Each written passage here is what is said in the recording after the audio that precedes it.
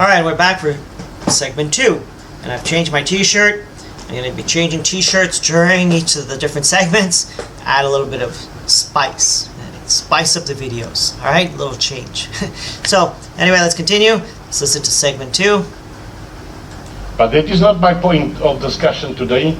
I want to continue with this part where I want to explain this hadith, that la adwa. But before getting to that, last week, and I forgot to mention it, that those people of Show Us the Virus, Dr. Faiz and Ricardo, Riyad, Marman, they were asking me for proof. Now, in different sciences, it works different. Proof in Sharia, in order to be given proof, in order to get proof, in order to receive proof. They forget one important principle, that you need to be ahlan, you need to be ahliya. You need to be eligible for proof. In order to be eligible for proof, I can present proof, but you must be able to understand the academics. You must be able to understand the intricacies. You must be proficient in Arabic. You must be proficient in recitation, understanding the reasons of revelation, asbabun nuzul of the glorious Quran. You need to be well versed in Hadith, what was abrogated, what is practiced upon, what has been discarded, and you need to know Arabic grammar, morphology, and all these other sciences. If you are not able to comprehend and understand that, then it is not wajib, incumbent upon me or any other alim to furnish you with proof. And that is even for the ulama. The ulama are divided into two categories according to Imam Nawawi rahimahullah ta'ala. You get an alim that is eligible for proof, and you get another alim that is called an ami, meaning he's a normal person, although he's an alim, but he's not eligible for proof. To him you can just say, yes, it's permissible, no, it's permissible. If he asks you for proof, then you have to ask him, do you understand the sources where it is taken from? Have you read these things? If a person has not read and understood this or taken it from a credible scholar, then that person is not deserving of proof or receiving proof. So Dr. Faiz, he cited one verse, the English verse, قُلْ هَاتُوا بُرْهَانَكُمْ إِن كُنْتُمْ صَادِقِينَ, where Allah subhanahu wa ta'ala says that present your proof if you are indeed truthful. So proof in Sharia, it works different perhaps to proof in other disciplines. One is making a claim, الْبَيِّنَةُ عَلَى الْمُدَّعِي وَالْيَمِينُ عَلَى مَنْ أَنْكَرَ. Is one is making a claim, and the other one needs to furnish proof or refute that statement. Like in stealing, one person accuses another person of stealing. So the person who is accusing, he needs to prove. And that person who says he doesn't have to, he didn't steal, he needs to reject that he never stole, by using Allah subhanahu wa ta'ala's name. So that is how it works in our field. In the field of Islamic sciences, in Sharia. In the medical fraternity, for example, they might work on evidence-based research. That they need to see evidence. I don't care about all those things. I care and I stay in my lane where Allah subhanahu wa ta'ala's word and the word of Rasulullah and the interpretations of the Mufassirun, those people who interpreted the Quran, and the commentators of Hadith, the Shurrah of Hadith, their word, and the words and findings of the Fuqaha, the jurists, that counts to us. That is how proof works in our field, which is very, very difficult. You people might think it's easy. You people might think it is easy. I want to give you one simple example, two simple examples. You will ask me if it's permissible to drink a strawberry milkshake. I will tell you, but there's red food coloring in there. Or I will just tell you, for example, no, it's not permissible. Just for example. And you would wonder, why would this guy say it's not permissible? And then I will tell you, because there is a color in there called E120. And E120 is derived from, or it is called cochineal, as you know it, when you grow up, cochineal, red food coloring. But that is made from roasted crushed bugs, oven roasted. So it is not permissible to consume bugs, and it is not permissible to add these bugs as flavorants and colorings to that particular thing. But you don't understand the entire answer I've given you. For your mind to understand, sufficient is it for you to listen to me when I tell you, no, it's not permissible. If I have to explain to you the science behind how I got to that, you will even be more confused. You understand?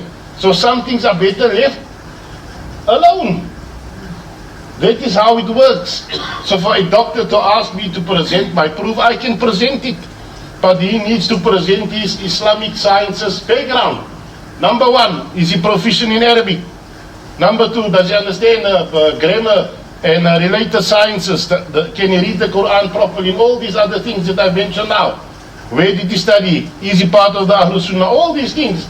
Metaphysics, what did he study? What subjects? Aqidah, all these things. That is how it works. You see, one of the greatest viruses that is circulating, that is even far worse and devastating than COVID, is the emergence of keyboard warriors. You know what is keyboard warriors? It's when the normal public got so engaged in social media that people you never heard of, that they're also speaking in the deen of Allah subhanahu wa ta'ala without fearing Almighty Allah. They're giving rulings in the deen of Allah subhanahu wa ta'ala without fearing that they will stand in the court of Allah subhanahu wa ta'ala. They're attributing to Allah subhanahu wa ta'ala whether correct or incorrect. They're making tafsir bi ra'yi, interpretation according to their own opinions, without having that degree of knowledge, because it is only the deen of Allah subhanahu wa ta'ala, which is one of the worst things you can do. وَمَنْ أَظْلَمُ مِمَّنْ اِفْتَرَى عَلَى اللَّهِ الْكَذِبِ. Who's more unjust, says the Quran, than one who fabricates a lie upon Allah subhanahu wa ta'ala. The verse that I've recited now, قُلْ هَلْ عِنْدَكُمْ مِنْ عِلْمٍ. Do you perhaps, Allah subhanahu wa ta'ala is asking, not me. Allah is asking, do you have a special type of knowledge with you that you can take out and prove to us that this is your knowledge? The Quran is asking this. Are you excluded from the rest of humanity? So knowledge in itself is a dangerous thing. It can mislead. So this is one of the viruses that we have to fight and that we have to contain. But that is not... Okay, so now my commentary. Now, the ending part of what he was saying there, I 100% agree with him. Okay? I am not authorized, I don't have the Islamic knowledge to interpret these verses of the Quran or the Hadith of the Prophet Muhammad, peace be upon him. But I tell you, Mr. Mufti, because you're doing a lousy job at the interpretation, you're doing wrong interpretations, you're mixing it with falsehood, you are causing me to get out of my seat, get out of my lane, and bring this knowledge to the people. If you did your job, and not just you, but all you Islamic scholars and all you biblical scholars, if you did your job better, I don't need to waste my time and do this type of video. So don't give us your stupid crap. Alright? So I did not listen to these previous lectures, so this issue of those requesting and providing proof, I will not answer. Now, he pointed about staying in his lane needs to be addressed, as well as the issue of those who spread information. Like I said, we expect our scholars to stand up for us, to educate us, to teach us, to provide guidance to us. Sir, have I said anything wrong with that? Is that not what all we want as a people? Who do we look to? We look to you. You are a leader.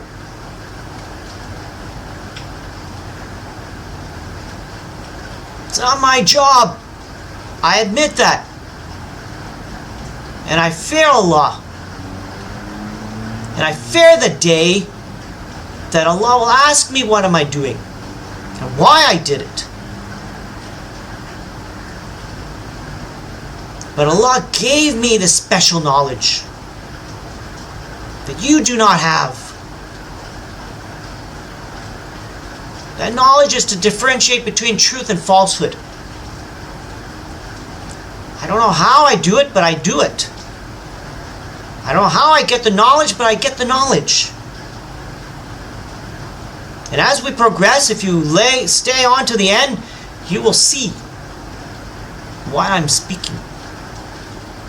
He said that knowledge in itself is a dangerous thing. It can mislead, so that this is one of the viruses that we have to fight and have to contain. Quotation. That's what he said. I disagree with that. The Prophet Muhammad said, seek knowledge from the cradle to the grave. Learn. God himself and our Prophet and all the prophets showed the importance of learning. The greatest profession is teaching. Right? The greatest profession is teaching. That is what? Sharing knowledge. Knowledge is not dangerous. But what has happened now, our educational system has become corrupted with falsehood. False history, geography, mathematics, science, health, astronomy, every single subject, physics, chemistry, biology, mixed with falsehood. Whole generation of dumb students. I shouldn't say they were dumb, controlled, brainwashed. Especially once they go to college and university. Some people will be trying to strangle me right now for what I'm saying.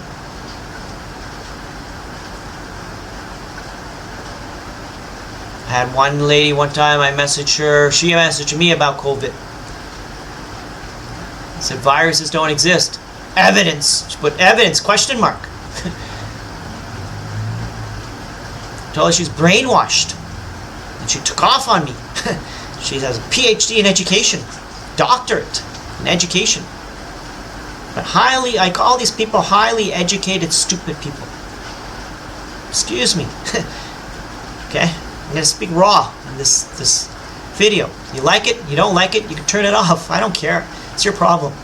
You want to learn? Continue. Now, knowledge is power. The knowledge of the truth is power.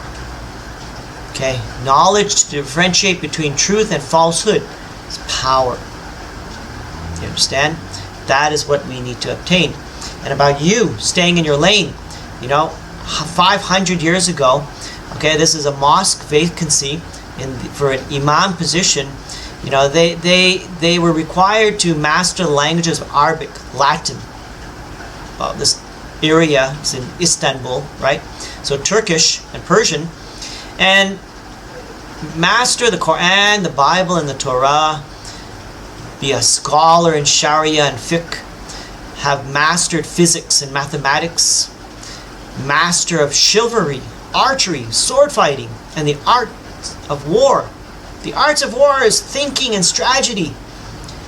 To be handsome, and to have a strong, mellifluous voice. Okay. Now this was imam.